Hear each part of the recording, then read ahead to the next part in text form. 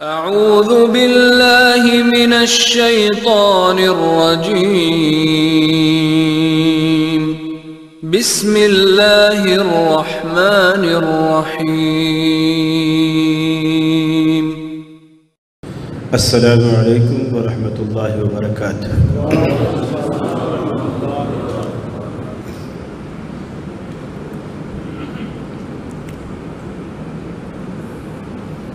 الحمد للہ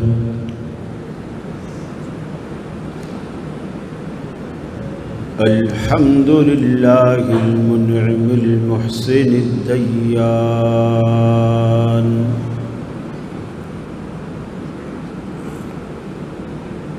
ذی الفضل والجود والإحسان،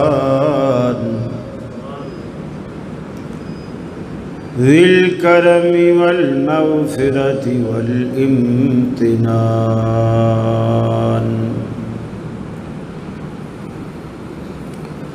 والصلاة والسلام على سید الانبیاء خیر الانام،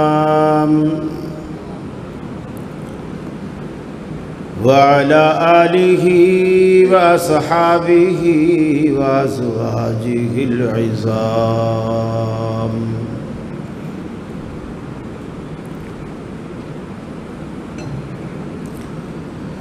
وأتباعہ وأحبابہ ورفقائہ البررة الکرام، اما بعد فأعوذ باللہ من الشیطان الرجیم، بسم اللہ الرحمن الرحیم،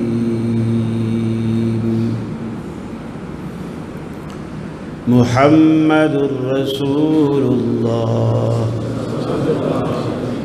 والذین معه اشداء علی الکفار رحماء بینہم، تراہم رکعا سجدا یبتغون فضلا من اللہ ورضوانا، سیماہم فی وجوہہم من اثر السجود، ذالک مثلہم فی التوراۃ ومثلہم فی الانجیل۔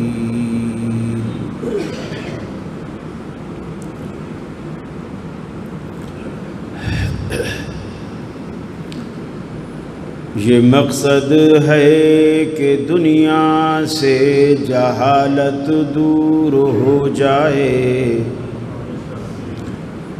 کلام اللہ سے مومن کا دل پر نور ہو جائے۔ یا الہی جب تک کہ میرے جسم میں جان رہے، تجھ پہ صدقے تیرے محبوب پہ قربان رہے، میں رہوں یا نہ رہوں پر دل کی ہے یہ دعا، دین احمد اور عزت قرآن رہے۔ الہی ہم میں پھر وہ صدیق سا ایمان پیدا کر، عمر فاروق سا کوئی جری انسان پیدا کر، رگے تحریک کٹ جائے دم عثمان پیدا کر، علی المرتضیٰ شیر خدا کی آن پیدا کر۔ واجب الاحترام علماء کرام، گجرات کے اہل توحید بھائیوں، بزرگوں، دوستوں، نوجوانوں، میری مسلم ماؤں، بہنوں، بیٹیوں، ہم یہاں آج ایک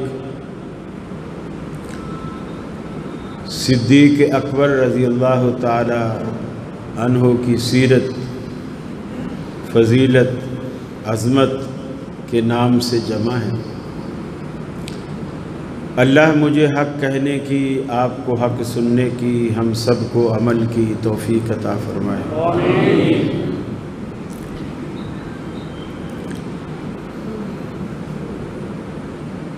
ایک گزارش تو یہ ہے کہ چونکہ آپ کا پروگرام مستقل ہوتا ہے تو یہ جو کیمرے کے لیے جو لائٹ کا انتظام ہے اسے بھی مستقل کروا دیں، وہ نیچے سٹینڈ پر نہ ہو بلکہ دونوں سائڈ سے یہ جہاں اوپر نیلی پٹی جا رہی ہے اتنی اونچی ہو پلر کے پاس، اور ادھر بھی نیلی پٹی کے پاس پلر کے پاس، ہاں لیکن یہ بھی نیچے لگائی ہے، اس کو تھوڑا اگر یہی چلانی ہے تو اس کو تھوڑا اوپر لگائیں تاکہ جو آنکھ کا دیکھنے کا جو زاویہ ہے وہ اس سے اوپر۔ ایک تو یہ آنکھ کو بہت نقصان دیتی ہے، اب مجھے اس طرف کے لوگ جو پلر کے پیچھے ہیں وہ نظر ہی نہیں آ رہے، اب میں اس وجہ سے ادھر دیکھوں گا ہی نہیں، اور ادھر والے بولیں گے شاید مولوی صاحب ہم سے ناراض ہے، حالانکہ میں ناراض نہیں ہوں، میری مجبوری ہے کہ یہ لائٹ مجھے ادھر دیکھنے نہیں دیتی۔ اب میں زیادہ تر اس طرف فوکس رکھوں گا تاکہ میں اپنے چشمے کا نمبر بڑھانے سے بچ سکوں۔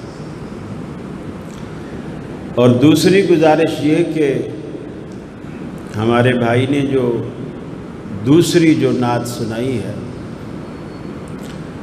اس میں ایک جملہ ہے محمد صلی اللہ علیہ وسلم کے دیوانوں کے دل کا سہارا، یعنی صدیق اکبر رضی اللہ تعالی عنہ، یہ جملہ توحید کے منافی ہے۔ میں چونکہ شاعر نہیں ہوں، اگرچہ شاعرانہ ذوق رکھتا ہوں، لیکن اسے کسی اور اچھے لفظ سے بدل لیا جائے۔ قرآن کی آیت تو نہیں ہے کہ اسے بدلا نہیں جا سکتا، اسے بدلا جا سکتا ہے اور کسی اور اچھے لفظ سے اسے تبدیل کیا جائے۔ عنوان آپ تک پہنچ چکا اور ماشاءاللہ آپ کی محبت کو دیکھ کر بڑی خوشی ہوتی ہے۔ ہمارے مولانا صاحب نے میرے تعارف میں محبت میں بہت کچھ کہا ہے، آج ماشاءاللہ میں پروفیسر بھی ہو گیا ہوں، اور کراچی میں مجھے پروفیسر کے نام سے کوئی نہیں جانتا، چلو پنجاب میں پروفیسر تو ہو ہی گیا ہوں، حالانکہ پروفیسری کے لیے لوگ لاکھوں روپے رشوت دے کے پروفیسر بنتے ہیں اور ہمیں آپ فری میں بنا دیتے ہیں۔ لیکن پروفیسر کا لفظ سن کر خوشی اس لیے نہیں ہوتی کہ وہ جو طوطا پال کے پرچی اٹھواتے ہیں نا، ان کے بورڈ پہ بھی لکھا ہوتا ہے پروفیسر نظامی،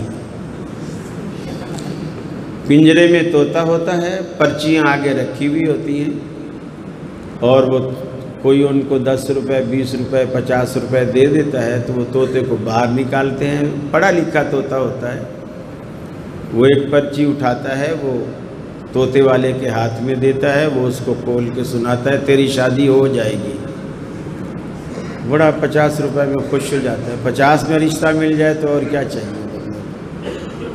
تو اس لیے بہرحال کم از کم میں تو پروفیسر نہیں ہوں، نہ طوطے والا نہ دوسرا، میں سیدھا سادہ دین کا ایک طالب علم ہوں، اور اللہ تعالیٰ ساری زندگی طالب علم ہی رکھے اور اسی میں ہماری وفات آئے۔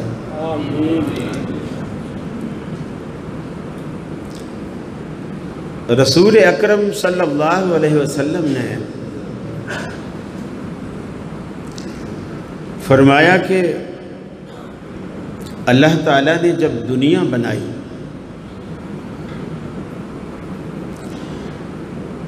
اس کی پہلے تقدیر لکھی، دنیا میں جو ہونا تھا، جس نے آنا تھا، جس نے جو کرنا تھا، وہ ایک اللہ کا علم تھا جو اس چیز کے ہونے سے پہلے اللہ کو پتہ چل گیا کہ یہ ہونے والا ہے۔ 50,000 سال پہلے اس کو لوح محفوظ میں محفوظ کیا۔ فرمایا کہ اللہ نے پوری دنیا میں اپنی نگاہ ڈالی اپنے پاکیزہ اور برگزیدہ بندوں کو چننے کے لیے، جن کو اللہ نے نبوت اور رسالت کا منصب دینا تھا۔ آپ نے فرمایا سب سے پہلے اللہ تعالیٰ نے جن کو اپنے پاک باز بندوں میں چنا، یعنی جن کو نبوت عطا کرنی تھی، آدم علیہ السلام سے لے کر محمد الرسول اللہ صلی اللہ علیہ وسلم تک تمام انبیاء کو منتخب کیا۔ پھر فرمایا انبیاء میں جس کو سب سے زیادہ رتبہ دینا تھا،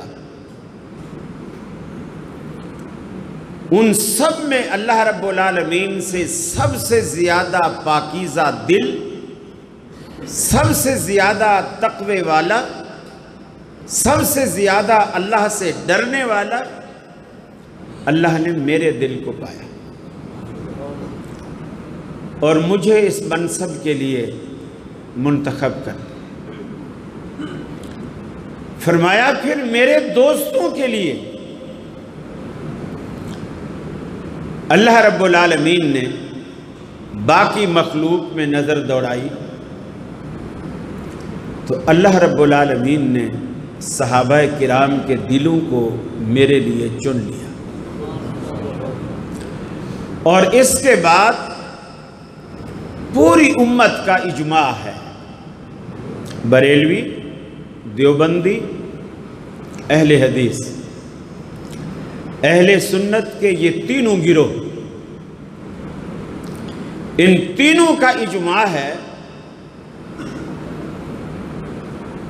کہ جو افضل الخلائق ہے بعد الانبیاء، انبیاء کے بعد،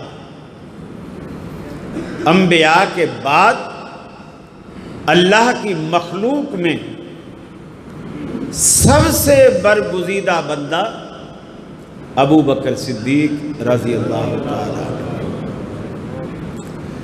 اور جس کو اللہ آگے رکھتا ہے نا، اس کو دنیا کی کوئی طاقت پیچھے نہیں کر سکتی۔ یہ بڑی عجیب بات ہے۔ نبی کریم صلی اللہ علیہ وسلم کے پاس کچھ غریب لوگ آئے، انہوں نے شکایت کی کہ اللہ کے حبیب، یہ جو مالدار لوگ ہیں یہ ہر دوسرے تیسرے دن کوئی صدقہ کرتے ہیں، کوئی خیرات کرتے ہیں، زکاتیں دیتے ہیں، پیسوں سے بڑے نیکی کے کام کرتے ہیں، ہم غریب لوگ ہیں، دل ہمارا بھی چاہتا ہے کہ ہم یہ کام کریں، لیکن ہماری جیب اجازت نہیں دیتی، ہمارے پاس پیسے ہی نہیں۔ آپ نے فرمایا میں تمہیں ایک ایسا نسخہ بتاتا ہوں، اسے تم ہر نماز کے بعد پڑھ لیا کرو، تمہیں وہی صدقے کا ثواب جو ان کو پیسہ لگا کے ملتا ہے تمہیں مفت میں ملے گا۔ کہ جب فرض نماز کے بعد آپ سلام پھیرتے ہو تو ان کے بعد جو عام مسنون تسبیحات ہے، اللہ اکبر، استغفر اللہ، اس کے بعد آپ سبحان اللہ، الحمدللہ 33 بار اور اللہ اکبر 34 بار، یہ 100 پورا کر لیا۔ وہ خوش ہو گئے، کرتے رہے، ایک دن پھر آ گئے کہ یا رسول اللہ صلی اللہ علیہ وسلم، یہ جو امیر لوگ ہیں وہ پیسے والی نیکی بھی کر رہے ہیں اور یہ جو آپ نے غریبوں کو نسخہ بتایا تھا کسی نے ان کو بتا دیا ہے اور انہوں نے یہ بھی پڑھنا شروع کر دیا، انہوں نے یہ بھی پڑھنا شروع کیا، کسی طرح ان کو پتہ چل گیا ہے، تو اب وہ پھر ہم سے آگے نکل گئے، گویا وہ یہ وظیفہ بھی پڑھ رہے ہیں اور مال بھی خرچ کر رہے ہیں۔ تو نبی کریم صلی اللہ علیہ وسلم نے فرمایا جس کو رب آگے رکھے میں اسے کیسے پیچھے کر سکتا ہوں۔ ابو بکر کو رب نے آگے رکھا ہے۔ نبی کریم صلی اللہ علیہ وسلم نے ایسے نہیں کہہ دیا کہ دنیا میں جس نے بھی میرے ساتھ کوئی بھلائی کی تھی، نیکی کی تھی، احسان کیا تھا، میں اپنی زندگی میں ان سب کے بدلے دے چکا ہوں۔ کوئی ایک شخص ایسا نہیں ہے جو کہے کہ میرا فلاں حق رسول اللہ صلی اللہ علیہ وسلم پر باقی ہے۔ لیکن یہ بات ابو بکر نے نہیں کہی، رسول اللہ صلی اللہ علیہ وسلم خود کہہ رہے ہیں۔ آپ نے فرمایا ابو بکر ایک ایسا شخص ہے جس کے احسانوں کا بدلہ میں نہیں دے سکا، اللہ روز آخرت اسے دے گا۔ نبی جیسی ہستی یہ اعتراف کرے کہ ابو بکر کے مجھ پر اتنے احسانات ہیں کہ میں اپنی زندگی میں اس کا بدلہ، اس کا صلہ نہیں دے سکا، اللہ ہی روز آخرت ان کو بدلہ دے گا۔ اس صدیق سے کوئی بغض رکھے اور پھر یہ بھی امید رکھے کہ جنت تو ہے ہی ہماری، چونکہ ہم اہل بیت سے بڑی محبت کرتے ہیں، اہل بیت کی محبت کبھی بھی صدیق کے بغض کی اجازت نہیں دیتی، کبھی بھی۔ علامہ صاحب اکثر احسان الہی ظہیر رحمہ اللہ انہیں کروٹ کروٹ جنت نصیب فرمائے، وہ محرم کے دنوں میں اکثر ایک بات کیا کرتے تھے۔ صدیق اکبر حضرت عمر فاروق، عثمان غنی، ان سے علی المرتضیٰ رضی اللہ تعالی عنہ کو اتنا پیار تھا کہ حضرت علی کے بیٹوں میں ایک نام ابو بکر کا بھی ہے، ایک نام عمر کا بھی ہے، اور ایک نام عثمان کا بھی ہے۔ اور علامہ صاحب کہا کرتے تھے کہ دنیا میں ایک کتاب بھی ایسی نہیں ہے جس میں واقعہ کربلا ہو اور حضرت علی کے بیٹوں کا ذکر نہ ہو، اور یہ بے ایمان اسے نہیں بیان کرتے۔ جب حضرت حسین رضی اللہ تعالیٰ عنہ شہید ہوتے ہیں، حضرت حسین کے دوسرے بھائی ابو بکر سب سے پہلے آگے آتے ہیں، وہ شہید ہوتے ہیں، اور اسی ترتیب سے آتے ہیں جس ترتیب سے خلافت ہے۔ پھر عمر آتے ہیں، وہ شہید ہوتے ہیں، پھر عثمان آتے ہیں، وہ شہید ہوتے ہیں۔ اب یہ کیا کہتے ہیں ابو بکر عمر کو؟ علی اصغر، علی اکبر، علی اکبر، علی اصغر، علی بڑا، علی چھوٹا۔ اب میرا نام خلیل ہے، میں اللہ مجھے دو بیٹے دے تو میں کیا نام رکھوں گا؟ بڑا خلیل، چھوٹا خلیل؟ کیا ناموں کی کمی ہے کیا؟ خلیل نمبر 1، خلیل نمبر 2، یہ کیوں نہیں بتاتے؟ اس لیے نہیں بتاتے کہ مرید جوتے ماریں گے کہ تم تو کہتے ہو کہ یہ بڑے دشمن تھے اہل بیت کے، اگر ان کی دشمنی ہوتی تو دنیا میں کوئی ایسا شخص ہے جو اپنے بچوں کے نام اپنے دشمنوں کے ناموں پہ رکھتا ہو؟ ایسا کوئی شخص ہے؟ ہمیشہ باپ اپنی اولاد کے لیے جن ناموں کا انتخاب کرتا ہے ان ناموں کے ساتھ اسے والہانہ پیار ہوتا ہے، اس کی عقیدت ہوتی ہے، اس کی عظمت ہوتی ہے، اس کی محبت ہوتی ہے۔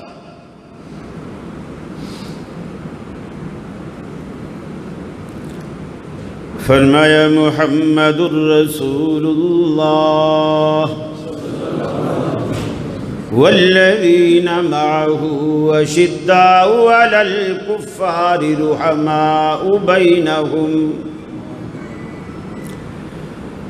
محمد عربی صلی اللہ علیہ وسلم کو دیکھیے اور آپ کے آس پاس شمع رسالت کے پروانوں کو بھی دیکھیے،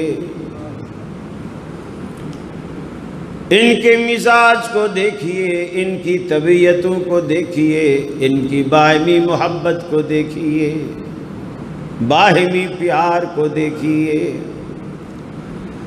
اگر غزوہ بدر میں، غزوہ احد میں کفار گرتے ہیں، غزوہ بدر میں کفار گرتے ہیں، غزوہ احد میں بدلے میں صحابہ کو اللہ نے گرایا۔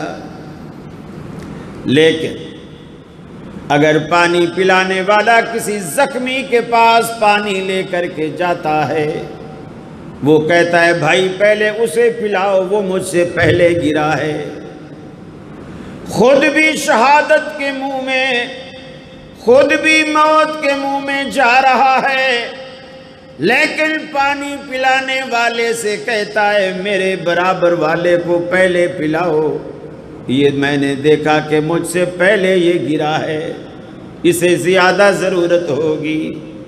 یہ جذبہ صحابہ کرام کا آج دنیا میں دیکھنے کو نہیں ملتا۔ اللہ نے قرآن پاک میں فرمایا الذین یؤثرون علی انفسہم وَلَوْ كَانَ بِهِمْ خَصَاصَةٌ۔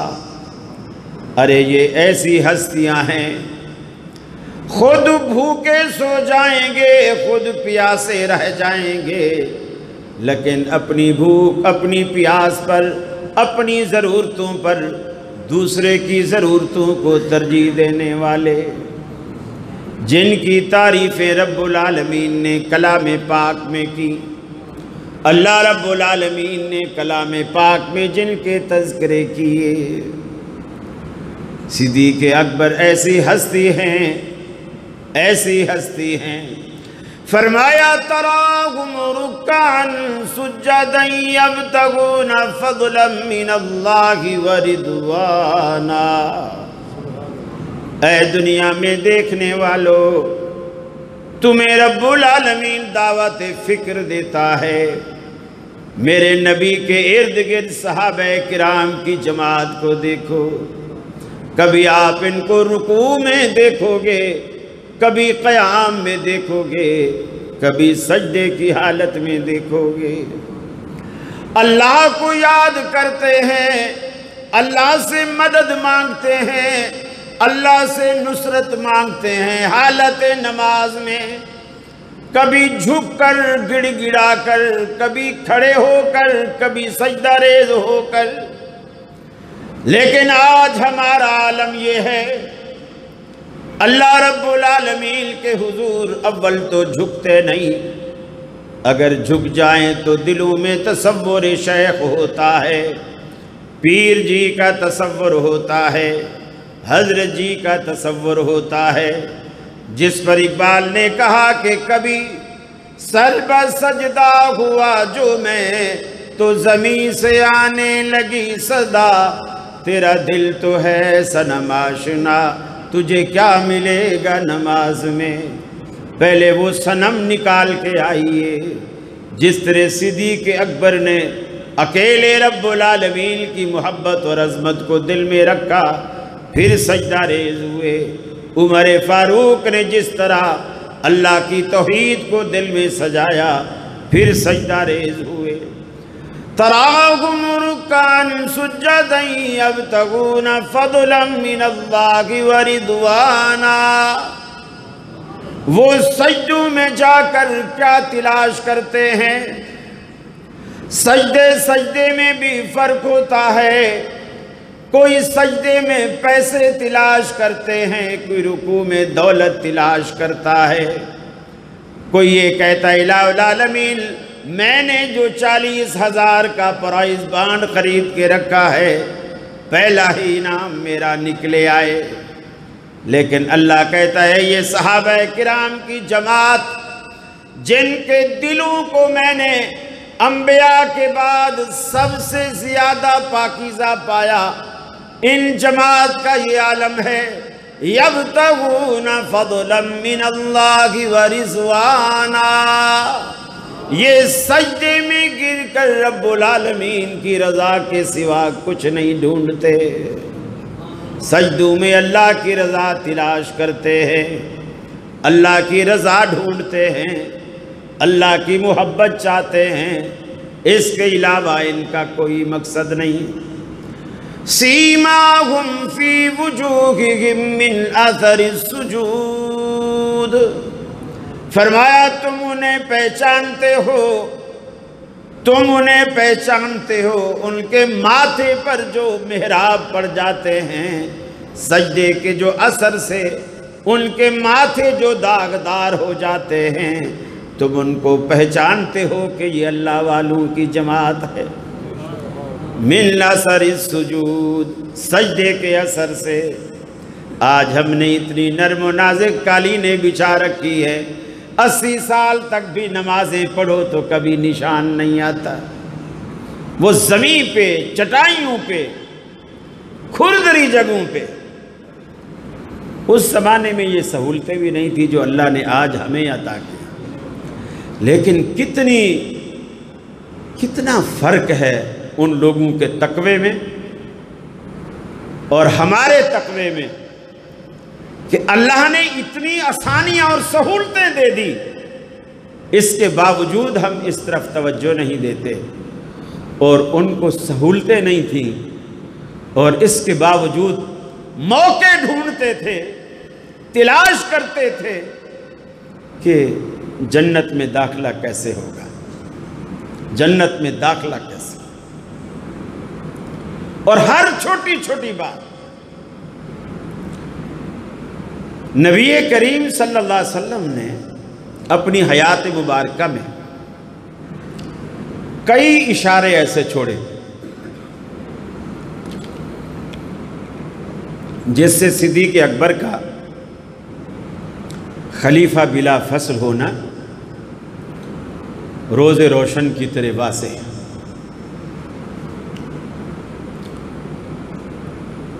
پہلی بات یہ، نبی کریم صلی اللہ علیہ وسلم نے ایک خاتون آپ کے پاس آئی،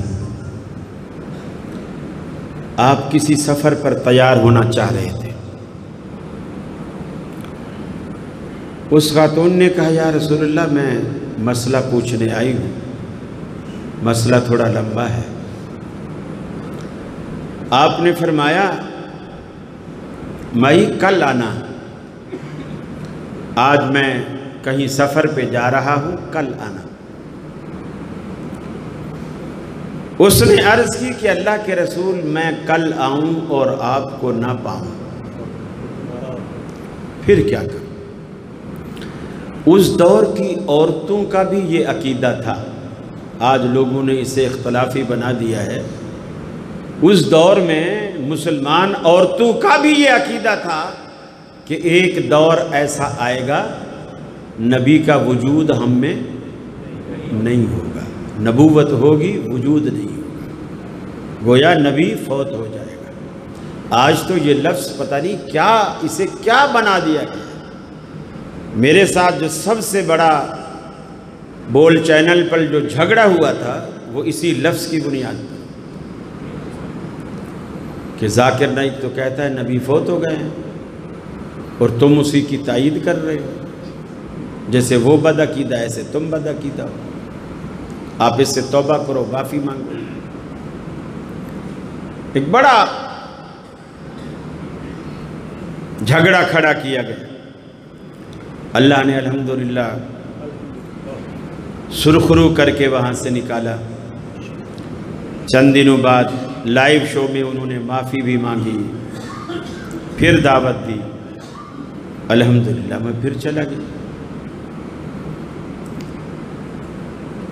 بہت سارے ساتھیوں نے اس وقت بھی مشورے دیے کہ آپ کو نہیں جانا چاہیے، بہت سارے ساتھیوں نے مشورے دیے جانا چاہیے۔ میرے جانے سے بہت سارے ساتھی ناراض بھی ہوئے، لیکن شاید ان کو یہ پتہ نہیں ہے۔ مثلا میں یہاں جب تقریر کر رہا ہوں تو آپ یہ کیمرے اور موبائل اور یہ لائیو لنک آپ نے کیوں دیے ہوئے ہیں؟ کس مقصد سے دیے؟ تاکہ آپ کی مسجد میں اگر 1000 کا مجمع ہے تو اس کے ذریعے سے کئی ہزاروں میں پہنچ جائے۔ یہ بات، یہی مقصد ہے۔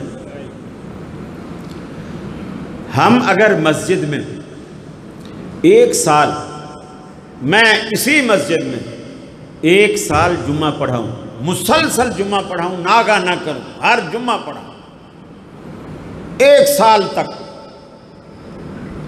اس کی افادیت اتنی نہیں ہے جتنی ایک دن آپ کسی ٹی وی چینل پر بیٹھ کر وہ بات کرتے ہیں جو ہم ممبر میں کرتے ہیں۔ آپ یہاں 50 سال خدمت کریں دین کی، ٹی وی چینل پہ 1 سال آپ لگا لیں، فائدے میں وہ ٹی وی چینل کا زیادہ ہے، اس لیے کہ وہ زیادہ لوگوں تک پہنچتا ہے۔ پھر مسجد میں ڈر ڈر کے کچھ لوگ آتے ہیں، یار وہابیوں کی مسجد ہے، ٹی وی تو وہابیوں کا نہیں ہوتا ہے۔ ہاں، جو ایک چینل اگر کوئی وہابیوں کا ہوتا ہے تو لوگ چلو اس کو نہیں دیکھتے، بٹن گھما دیا دوسرا لگا لیا۔ لیکن جب ٹی وی چینل بھی ان کا ہو اور مولوی ان کے بھی بیٹھے ہوں، پھر تو ان کو سننا پڑتا ہے۔ پھر جو بات پہنچتی ہے، آپ ذاکر نائک کو دیکھیے، اللہ نے ماشاءاللہ کتنی ترقی دی ہے اسی میڈیا کے، اور انہوں نے کتنا نام کمایا ہے اسی میڈیا کے تھرو، اور بہت تھوڑے عرصے ہیں، اور کتنے لوگ مسلمان ہوئے، کتنے لوگ۔ اس کی نجات کے لیے یہ محنت اس کی کافی ہوگی انشاءاللہ۔ تو میں عرض کر رہا تھا، وہ عورت کا یہ عقیدہ ہے کہ نبی فوت بھی ہو سکتا ہے۔ اللہ کے رسول، میں کل آؤں اور آپ کو نہ پاؤں تو پھر کیا کروں؟ آپ نے یہ نہیں فرمایا کہ تیرا تو عقیدہ گندہ ہے، ایسا ہو ہی نہیں سکتا کہ تو آئے اور میں نہ ہوں، میں تو کبھی غائب ہو ہی نہیں سکتا۔ آپ نے یہ نہیں فرمایا، بلکہ آپ نے اس کی بات کو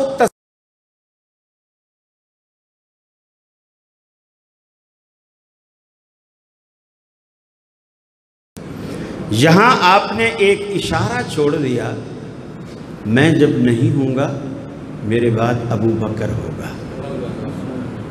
جو رہنمائی آج لوگ مجھ سے لیتے ہیں، میرے بعد وہ رہنمائی لوگ ابو بکر سے لیں گے۔ آپ بیمار ہوئے، کچھ دن تو آپ مسجد میں آتے رہے، بیماری میں بھی آتے رہے۔ جب بیماری نے غلبہ کیا، آپ نہیں آئے، ٹھنڈے پانی کے کئی مشکیزیں آپ پر ڈالے گئے۔ وہ حالت ایسی تھی صحابہ سے دیکھی نہیں جاتی۔ حضرت فاطمہ رضی اللہ تعالی عنہا آئیں اور کہا، واہ کربا ابی، ہے میرے ابا کی تکلیف۔ نبی رحمت نے اپنی بیٹی کو روتا ہوا دیکھا اور فرمایا، بیٹی لا کرب بعد اليوم، آج تیرے ابا کی تکلیف کا آخری دن ہے، لا کرب بعد اليوم، آج تیرے ابا کی تکلیف کا آخری دن ہے، آج کے بعد تیرے ابا کو کوئی تکلیف نہیں ہوگی۔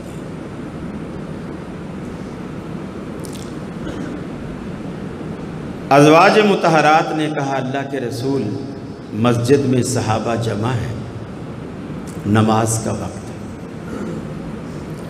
آپ کا انتظار کر رہے ہیں۔ آپ نے 2-3 دفعہ اٹھنے کی کوشش کی، حضرت علی اور حضرت عباس نے آپ کے کندھوں کو سہارا دے کر آپ کو کھڑا کیا، لیکن آپ پھر غشی کا دورہ پڑا، آپ چارپائی پہ پھر گر گئے۔ تیسری دفعہ جب ہوش آیا، آپ نے فرمایا مرو ابا بکر فلیصلی بالناس، ابو بکر سے کہو وہ لوگوں کو نماز پڑھائے، ابو بکر سے کہو وہ لوگوں کو نماز پڑھائے۔ حضرت عائشہ بھی شامل ہیں اور خواتین بھی شامل ہیں جنہوں نے کہا اللہ کے رسول ابو بکر بڑے نرم دل آدمی ہیں، آپ کے مصلی پر جب کھڑے ہوں گے نا وہ ساری نماز میں تلاوت نہیں کر سکیں گے، روتے ہی رہیں گے۔ آپ ابو بکر کی جگہ عمر کو حکم دو۔ آپ نے پھر فرمایا مرو ابا بکر فلیصلی بالناس، ابو بکر سے کہو لوگوں کو نماز پڑھائے۔ تیسری دفعہ جب خواتین نے مشورہ دیا، آپ نے فرمایا تم مجھے اسی طرح بہکا رہی ہو جس طرح مصر کی عورتوں نے یوسف کو بہکایا تھا۔ گویا اس کا مطلب یہ تھا کہ ابو بکر کے ہوتے ہوئے کسی اور کو میرے بعد مصلی پہ کھڑا کرنا اتنا ہی بڑا گناہ ہے جتنا بڑا گناہ مصر کی عورتوں نے کیا تھا۔ آپ نے یہ دوسرا اشارہ دیا کہ میرے بعد میرے مصلی کا وارث ابو بکر ہے۔ غزوہ احد میں نبی کریم صلی اللہ علیہ وسلم ایک لوہے کا خود آپ نے پہنا ہوا تھا، آپ گر گئے، ایک گڑھے میں آپ گر گئے، آپ کے دندان مبارک شہید ہو گئے اور وہ لوہے کا خود بھی آپ کی پیشانی میں داخل ہو گیا اور خون نکلنے لگا۔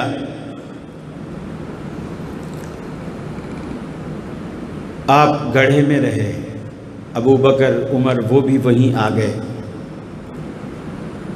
جنگ تقریباً تھم گئی، صحابہ کرام 70 کی تعداد میں شہید ہو گئے۔ ابو سفیان پہاڑی پہ چڑھا، اس وقت تک وہ مسلمان نہیں ہوا تھا، پہاڑی پہ چڑھا، اور یہ وہ بات ہے جو کفار بھی جانتے تھے اسلام کی یہ ترتیب کیا ہے۔ اس نے پہلے آواز لگائی حل فیکم محمد صلی اللہ علیہ وسلم،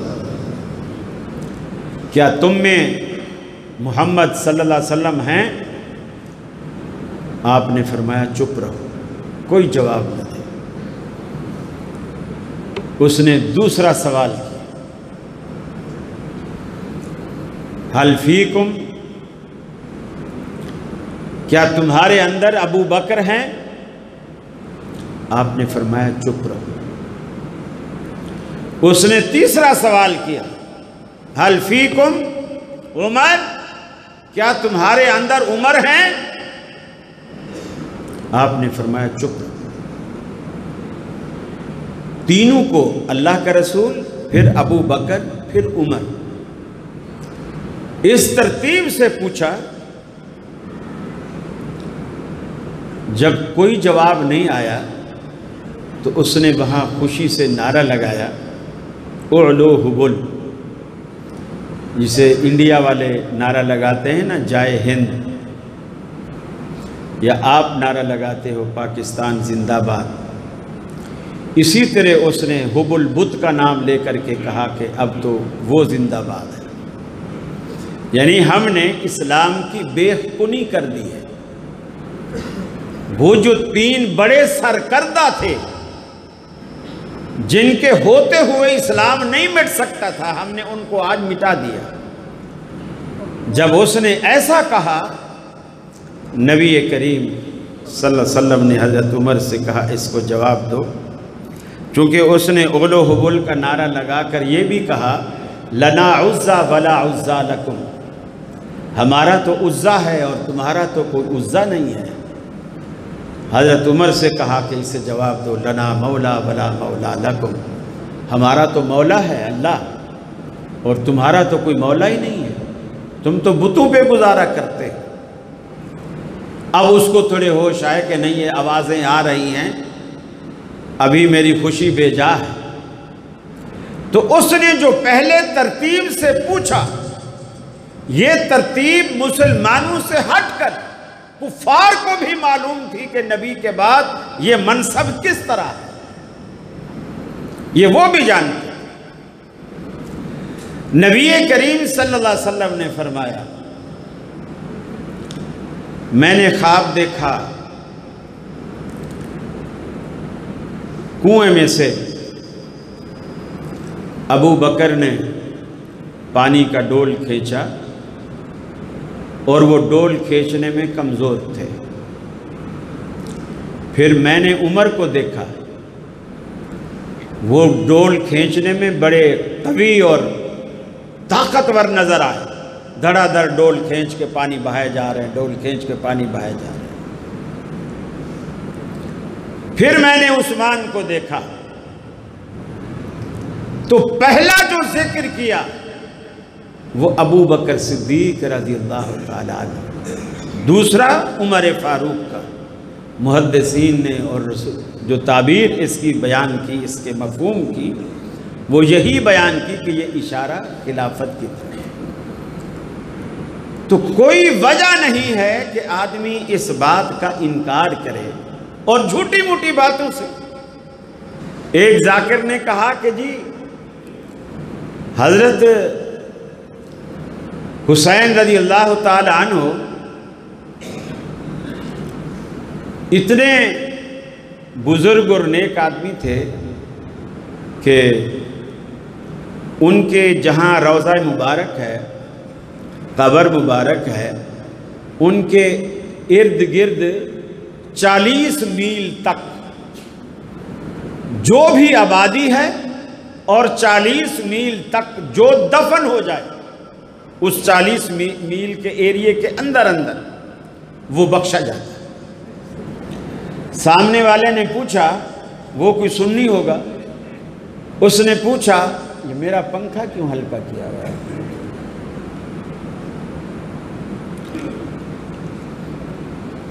اس نے کہا یہ فضیلت کس وجہ سے ہے؟ کہنے لگا کہ چونکہ آپ نواسہ رسول ہیں، تو اس نے کہا یہ رسول کے نواسے ہونے کی اتنی فضیلت ہے کہ 40 میل تک بھی اگر کوئی دفن ہو تو وہ بخشا جائے گا۔ یہ تو رسول کا نواسہ ہے، تو جس رسول کا یہ نواسہ ہے اس رسول کا کیا رتبہ ہوگا؟ اس رسول کا کیا رتبہ ہوگا؟ اس نے کہا اس کا رتبہ تو نواسے سے زیادہ ہوگا۔ تو بولے بدبخت جو خود نبی کے پہلو میں دفن ہے، ابو بکر و عمر، اس کو کسی کھاتے میں ہی نہیں لاتے ہو۔ حضرت حسین کا اتنا رتبہ ہے کہ 40 میل تک لوگ دفن ہوں تو بخشے جائیں، اور ان کے ایک ہی حجرے میں پہلو کے ساتھ پہلو۔ دیکھیے نبی کریم صلی اللہ علیہ وسلم کی حیات مبارکہ میں لوگ ابو بکر کے دشمن نہیں تھے، رسول اللہ کے دشمن تھے، رسول اللہ کے دشمن تھے۔ اور اس وقت رسول اللہ کی عزت عظمت پر پہرا کن کا تھا؟ ابو بکر، عمر، عثمان و علی، صحابہ کرام کا۔ اور آج دشمن ابو بکر عمر کے ہیں، اور مان لو کہ آج پہرا نبی کا ہے، آج پہرا نبی کا ہے۔ آپ نے اپنے ساتھ سلایا ہے۔ اللہ کے رسول احد پر کھڑے ہوئے، احد سے اللہ کے رسول کی بڑی دوستی تھی۔ آپ فرماتے ہیں کہ یہ احد پہاڑ میرا دوست ہے۔ آپ اس کے اوپر چڑھے، عمر چڑھے، ابو بکر چڑھے، عثمان چڑھے۔ پہاڑ تو کہتے ہیں نا جیسے کوئی اچانک کسی کو خوشی ملے تو وہ ایکسائٹڈ ہو جاتا ہے، بڑا خوشی سے پھولا نہیں سماتا۔ پہاڑ خوشی سے ہلنے لگا۔ اب پہاڑ ہے، وہ کیسے خوشی کرے گا؟ اچھل کے ہی خوشی کرے گا؟ وہ ہلنے لگا جیسے زلزلہ آتا ہے۔ آپ نے اپنا پاؤں مارا، فرمایا احد تھم جا، تیرے اوپر ایک نبی، ایک صدیق اور 2 شہید ہیں۔ ایک نبی، ایک صدیق اور 2 شہید ہیں۔ اللہ کے رسول کی ایک ایک پیشین گوئی۔ پھر نبی کریم صلی اللہ علیہ وسلم نے مسجد نبوی میں جو آخری حکم کیا، ابو بکر سے کہو کہ نماز پڑھائے۔ ابو بکر نے نماز پڑھائی۔ جب اللہ کے رسول کو کچھ ہوش، پڑھاتے رہے، ہوش آئی، آپ اٹھے، اندر بھی داخل ہوئے۔ صدیق اکبر کے پہلو میں جس طرف 2 بندے نماز پڑھیں تو امام مقتدی کے بائیں طرف ہوتا ہے اور مقتدی امام کے دائیں طرف ہوتا ہے جب 2 بندے نماز پڑھیں۔ اللہ کے رسول ابو بکر کے بائیں طرف جا کر کے بیٹھے جس طرف امام کھڑا ہوتا ہے۔ گویا اللہ کے رسول ابو بکر کے امام تھے اور ابو بکر باقی صحابہ کے امام تھے۔ آپ نے اپنی موجودگی میں دنیا کو بتلایا کہ میرے بعد اس مصلی کا جو وارث ہے، میرے پاس ہے جزاک، اس مصلی کا جو وارث ہے وہ ابو بکر ہے۔ یہ سارے اشارے آپ نے اسی بات پہ دیے کہ میرے بعد یہ استحقاق ابو بکر رکھتا ہے، اور ہم ابو بکر رضی اللہ تعالیٰ عنہ کے اس انتخاب پر نبی کریم صلی اللہ علیہ وسلم کی وہ حکمتیں سمجھنے کی کوشش کریں کہ آپ نے یہ انتخاب کیوں کیا۔ رسول اکرم کے بعد کئی فتنوں نے جنم لیا، کئی فتنوں نے۔ اس میں ایک فتنہ جھوٹے مدعیان نبوت کا تھا۔ صدیق اکبر نے اس کی سرکوبی کی۔ دوسرا، حفاظ قرآن جو تھے یہ کافی جنگ یمامہ میں شہید ہو گئے۔ حضرت عمر نے بھی کہا، مشورہ دیا قرآن کو لکھوایا جائے۔ ابو بکر صدیق رضی اللہ تعالیٰ عنہ کہتے ہیں جو کام نبی کریم نے کتابی شکل میں نہیں دیا میں کیوں دوں؟ حضرت عمر کہتے رہے، ابو بکر کہتے ہیں اللہ نے میرے سینے کو کھول دیا، اس کام کی اجازت دی۔ وہ کام ابو بکر صدیق سے اللہ نے کرایا۔ آج جو قرآن آپ کے پاس ہے سب سے پہلے ابو بکر نے اسے جمع کرایا، وہ نسخہ حضرت حفصہ کے پاس رکھوایا، پھر آخری شکل میں حضرت عثمان غنی رضی اللہ تعالیٰ عنہ کے زمانے میں حضرت حفصہ سے وہ نسخہ بھی لیا گیا اور قرآن کے قاری حضرات کو بٹھا کر اس کو نئے سرے سے مرتب کیا گیا، لیکن ترتیب صورتوں کی ہر لحاظ سے وہی رکھی گئی جو رسول اکرم صلی اللہ علیہ وسلم نے لکھوائی تھی۔ پھر زکوٰۃ سے لوگوں نے انکار کیا۔ صدیق اکبر کے دور میں صدیق اکبر نے کہا کہ اللہ کی قسم، اگر بکری کے گلے کی رسی بھی اگر انہوں نے روکی جو زکوٰۃ میں آتی ہوئی تو میں ان کے ساتھ اسی طرح لڑوں گا جس طرح کفار کے ساتھ لڑائی کی جاتی ہے۔ حضرت عمر کہتے ہیں ابو بکر یہ بات تو ٹھیک نہیں ہے، لوگ نمازی ہیں بس زکوٰۃ نہیں دیتے نا، نماز پڑھتے ہیں، روزہ رکھتے ہیں، جہاد کرتے ہیں، مسلمانوں والے تو سارے کام کرتے ہیں، پھر ہم کافروں کی طرح ان کے ساتھ کیسے لڑیں گے؟ آپ نے فرمایا ابو بکر عجیب آدمی ہے، تو جاہلیت میں تھا تو اتنا بہادر، اتنا جابر، اور آج اسلام میں آیا ہے تو اتنا نرم ہو گیا ہے کہ تو لڑنے کو تیار نہیں۔ اگر حضرت عمر خلیفہ ہوتے نبی مکرم صلی اللہ علیہ وسلم کے پاس تو آج شاید زکوٰۃ دینے والا کوئی نہ ہوتا۔ ابو بکر نے منوائی یہ بات، اور ایک روایت جو حضرت عمر کو صحیح یاد نہیں تھی، ابو بکر کو صحیح یاد تھی۔ وہ روایت کیا تھی؟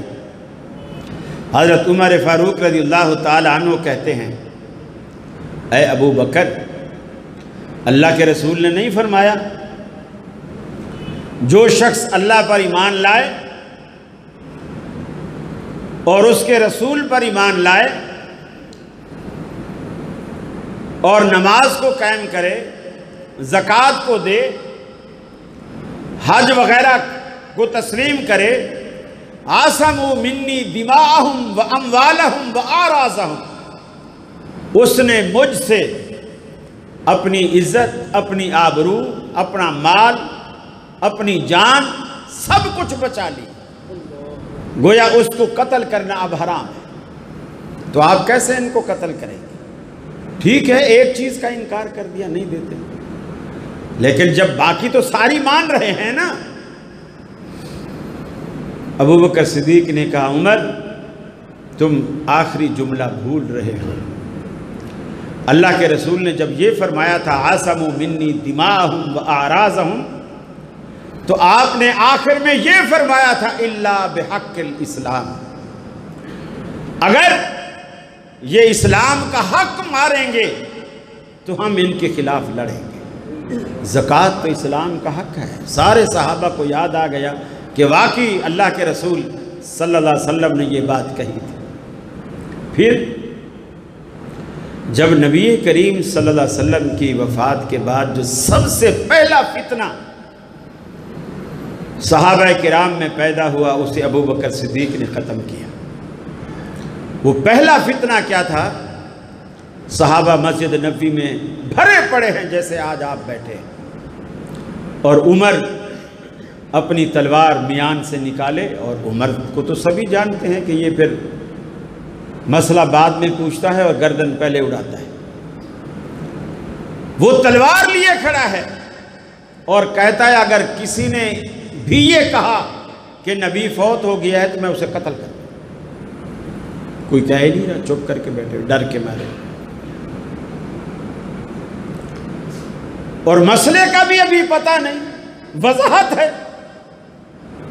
صدیق اکبر آتے ہیں، کوئی پرواہ نہیں کی، پہلے بیٹی کے گھر جاتے ہیں، نبی کریم یمنی چادر آپ کے چہرہ انور پر ڈلی ہوئی ہے اس کو ہٹاتے ہیں، پیشانی کا بوسہ دیتے ہیں، فرماتے ہیں اللہ کے رسول اللہ آپ پر 2 موتیں نہیں لائے گا، یہی ایک موت ہے جو آ چکی۔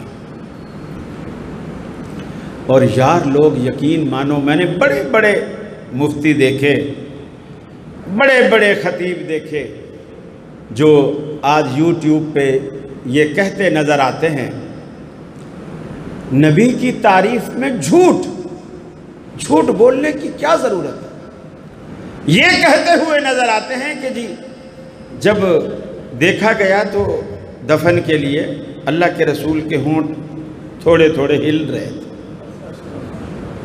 اور جب صحابی نے، وہ نام بھی میرے ذہن سے نکل گیا کہ نام بھی لیا جاتا ہے، اس صحابی نے جب ہونٹوں کے قریب اپنا کان کیا تو آپ کہہ رہے تھے یا رب امتی یا رب امتی، اللہ میری امت کو بچانا، اللہ میری امت کو۔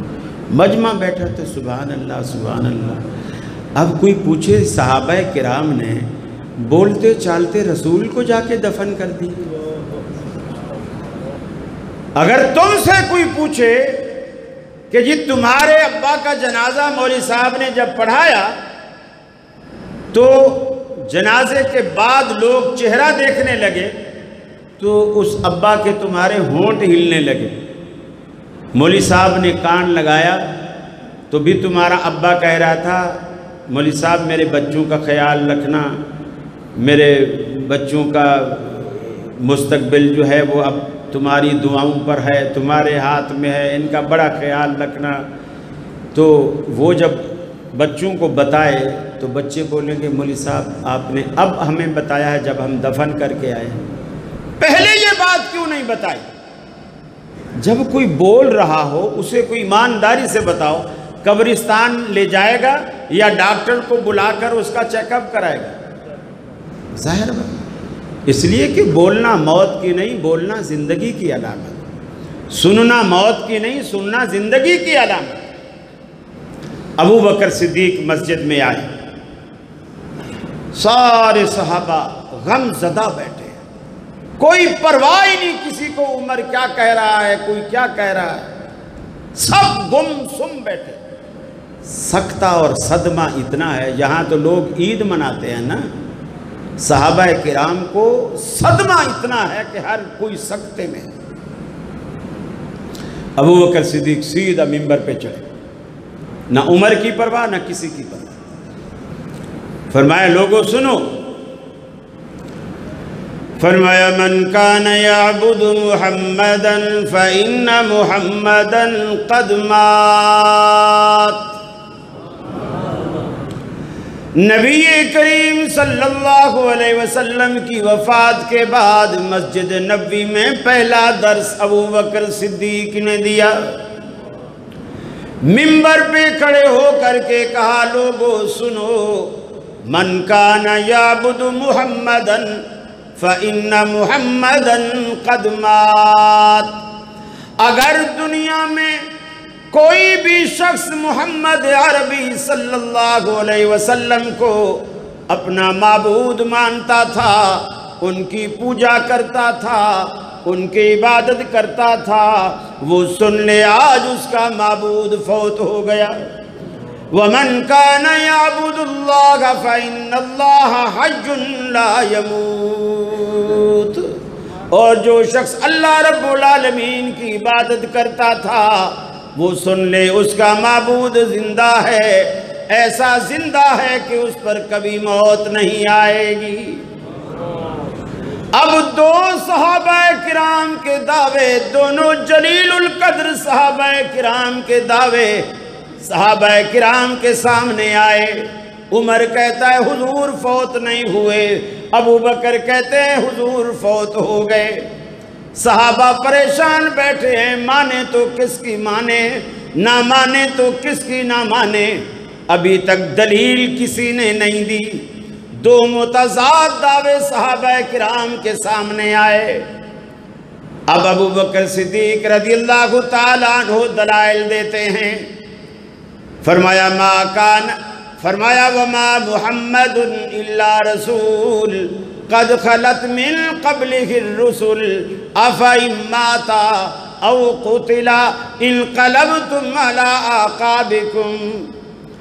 اللہ رب العالمین قرآن میں کہتا ہے جس طرح دنیا میں دیگر انبیاء آئے اور چلے گئے، محمد عربی بھی تو ایک رسول ہیں، اگر یہ قتل کر دیے جائیں یا تبھی وفات پا جائیں، اگر ایسا ہو جائے تو کیا تم ایڑیوں کے بل اسلام سے پھر جاؤ گے؟ پھر دوسری دلیل دی، اللہ قرآن میں کہتا ہے اِنَّكَ مَيِّتُونَ وَإِنَّهُمْ مَيِّتُونَ۔ اے حبیب آپ بھی دنیا سے رخصت ہونے والے ہیں۔ اللہ کا قرآن ہے جس سے زیادہ عزت نبی کی کوئی کر نہیں سکتا۔ اللہ کے قرآن نے اپنے حبیب پر میت کا لفظ استعمال کیا، اِنَّکَ مَيِّتٌ وَإِنَّهُمْ مَيِّتُونَ۔ اللہ اپنے حبیب سے کہتا ہے حبیب آپ بھی میت ہونے والے ہیں، اور یہ کافر بدبخت جو دن رات آپ کی موت کی دعائیں اور تمنائیں کرتے ہیں، انہوں نے بھی تو مرنا ہے۔ یہ کیوں موت آپ کے لیے موت کی دعائیں کرتے ہیں؟ ان کو ایسا لگتا ہے جیسے یہ سدا رہنے والے ہیں، یہ بھی تو مرنے والے ہیں۔ أَفَإِن مِّتَّ فَهُمُ الْخَالِدُونَ۔ اللہ کے حبیب آپ دنیا سے رخصت ہو جائیں تو کیا یہ ہمیشہ رہیں گے؟ صرف آمنہ کے لال نہیں، جتنے بھی انبیاء دنیا میں آئے فرمایا کُلُّ مَنْ عَلَيْهَا فَانٍ وَيَبْقَى وَجْهُ رَبِّكَ ذُو الْجَلَالِ وَالْإِكْرَامِ۔ سب پر رب العالمین نے فنا کی تلوار چلا دی، باقی رہنے والی ایک اللہ کی ذات ہے۔ وہ دن بھی آنے والا ہے، گجرات والوں وہ دن بھی آنے والا ہے، ساری کی ساری کائنات مٹ جائے گی۔ اللہ پوری ساتوں زمینوں کو، ساتوں آسمانوں کو ایک گیند بنا لے گا، ایک گیند بنا لے گا۔ حدیث میں آتا ہے انگلیوں پہ اچھالے گا رب العالمین اس گیند کو۔ انگلیوں پہ اچھالنے کے بعد رب العالمین پوری کی پوری کائنات سے ایک سوال کرے گا، این الجبارون، اے دنیا پہ ظلم اور بربریت کے پہاڑ ڈھانے والو، آج بولتے کیوں نہیں ہو؟ کہاں ہو؟ کہاں ہو؟ کوئی بھی کائنات میں نہیں ہوگا۔ اللہ پوچھے گا لمن الملک اليوم، آج بتاؤ اس ملک کا مالک کون ہے؟ آج بادشاہت کس کی ہے؟ آج حکومت کس کی ہے؟ آج اقتدار کا اصلی مالک اور وارث کون ہے؟ لمن الملک اليوم، میں نے تمہیں دنیا میں ایک ذمہ دار بنایا تھا، تم پتہ نہیں دنیا کو انسان ہی نہیں سمجھتے تھے۔ میں نے تمہیں ایک صوبے کا وزیر بنایا تھا، تم کسی کو خاطر میں نہیں لاتے تھے۔ پاگل اور موالی لوگوں پر بھی یہ ظلم کر کر کے انہیں آگ میں جلایا، ان کے زندہ شخص کے گوشت کاٹے گئے جو کہ فاتر العقل ہے، جس کے قصوروں پر اللہ رب العالمین کے فرشتے بھی قلم نہیں اٹھاتے۔ اے پنجاب کی پولیس والوں، تم نے کتنے ظلم ڈھا دیے ایسے لوگوں پر جن سے اللہ نے اپنا قلم ہی اٹھا دیا ہے۔ 3 شخصوں پر، ایک سونے والا جو شخص سو چکا، خواب میں کچھ بھی کرے اللہ نہیں پکڑتا، ایک پاگل آدمی کچھ بھی کرے اللہ نہیں پکڑتا، اور ایک نابالغ بچہ کچھ بھی کرے اللہ نہیں پکڑتا، اور تم تو اس کا بھی لحاظ نہیں کرتے ہو۔ سوچ لو ایک دن مرنا ہے، آخر موت ہے، کر لے جو کرنا ہے، آخر موت ہے۔ صدیق اکبر رضی اللہ تعالیٰ عنہ نے یہ بات سمجھا دی، یہ بات سمجھا دی، صحابہ کرام کو سمجھ میں آ گئی یہ بات، سارے کے سارے صحابہ کو سمجھ میں آ گئی، حتیٰ کہ عمر کی بھی سمجھ میں آ گئی، بغیر کچھ کہے تلوار اپنی نیام میں ڈال دی۔ اب کفن اور دفن کی تیاریاں شروع ہو گئیں۔ حضرت عمر بھی کفن دفن میں شریک ہیں، کیونکہ اب یقین آ چکا ہے کہ اللہ کے رسول آج ہم میں نہیں رہے، اللہ کے رسول آج ہم میں نہیں رہے۔ کتنے بدبخت ہیں ایسے شخص کی عظمت کا انکار کرتے ہیں جن کے بارے میں اللہ کے رسول نے فرمایا ہو، اللہ کے حبیب نے فرمایا ہو۔ جب اللہ کے رسول سے پوچھا گیا، جب آپ نے یہ مسئلہ بیان کیا، جنت کے 8 دروازے ہیں، کوئی حج والا دروازہ، کوئی نماز والا دروازہ، کوئی زکوٰۃ والا دروازہ، کوئی خیرات صدقات والا دروازہ، کوئی ذکر اذکار والا دروازہ۔ جس بندے نے دنیا میں جو زیادہ نیکی کی ہوگی، رب العالمین کے پیغمبر فرماتے ہیں جنت کا وہ دروازہ اسے آواز دے گا، اے بندے تو اس میں سے داخل ہو جا، تو نے حج زیادہ کیے یہاں سے داخل ہو جا۔ صدیق اکبر نے کھڑے ہو کر عرض کی اللہ کے رسول، کیا اللہ کے بندوں میں کوئی ایسا بندہ بھی ہے جسے جنت کے 8 دروازے آواز دے؟ آپ نے فرمایا انت منہم یا صدیق، اے صدیق وہ بندہ جس کو جنت کے 8 دروازے آواز دیں گے، اے ابو بکر ہم سے داخل ہو جا، یہ عزت ہمیں بخش دے، وہ تو ہے۔ جس کو اللہ کے رسول نے اتنا مرتبہ اور مقام دیا ہو کہ جنت کے 8 دروازے اس کو بلائیں، اس کو آواز دے، اور پھر کوئی بدبخت بولے کہ مجھے اس کے ایمان میں شک ہے، مجھے اس کے ایمان میں شک ہے۔ من گھڑت باتیں، من گھڑت باتیں۔ میں سمجھتا ہوں سچی بات ہے، یہ محرم کے دنوں میں ہمارے بہت سارے ساتھی کہتے ہیں یہ سینہ کو بھی حرام ہے، پیٹنا حرام ہے۔ میں کہتا ہوں یہ بتایا ہی نہیں کرو کہ حرام ہے، بولو سب سے اچھا کام ہی یہی ہے، اس لیے کہ جس سینے میں صدیق و عمر کی محبت نہ ہو سدا پٹتے رہنا چاہیے۔ اور مجھ سے کوئی پوچھتا ہے نا کہ یہ سینہ کو بھی یہ کیا ہے، میں کہتا ہوں یہ بغض صحابہ کی سزا ہے، یہ بغض صحابہ کی سزا ہے جو اللہ نے دنیا میں دے رکھی ہے۔ ان لوگوں اپنے ہاتھوں سے ان کو چھریاں کلہاڑیاں، کتنے ذاکر کہتا ہے کہ جی وہ نیپال میں صبح جاتے ہیں چھریاں مارتے ہیں مر جاتے ہیں، شام کو عباس آتے ہیں پاؤں مارتے جاتے ہیں، سارے اٹھتے جاتے ہیں، شام کو گھر آ جاتے ہیں۔ کراچی کے ایک جعفری ہیں، سنا ہے آپ نے یہ کلپ کبھی؟ اب تو نیا کلپ، وہ تو نیپال والا تو پرانا ہو گیا، اب تو چائنا کا کلپ ہے، جاپان کا ہے اور فرانس کا ہے۔ وہ کہتا ہے آپ ملکوں کے نام گنتے جاؤ، میں آپ کو پوسٹیں بنا بنا کے دیتا جاؤں۔ یہ الفاظ ہیں۔ میں نے کہا اس کو کہو اللہ کے ولی ہم سب کو یقین آ جائے گا، تمہیں نیپال لے چلتے ہیں، ہم وہاں تمہیں مار دیں گے، اور شام کو تو عباس کو بول تیرے کو آ کے اٹھائے، بس مسئلہ ہی حل۔ میرے بھائی یہ سب ایسی باتیں ہیں، لوگوں کو گمراہ کرنا، یہ سب کھانے پینے کے دھندے ہیں اور کچھ بھی نہیں ہے۔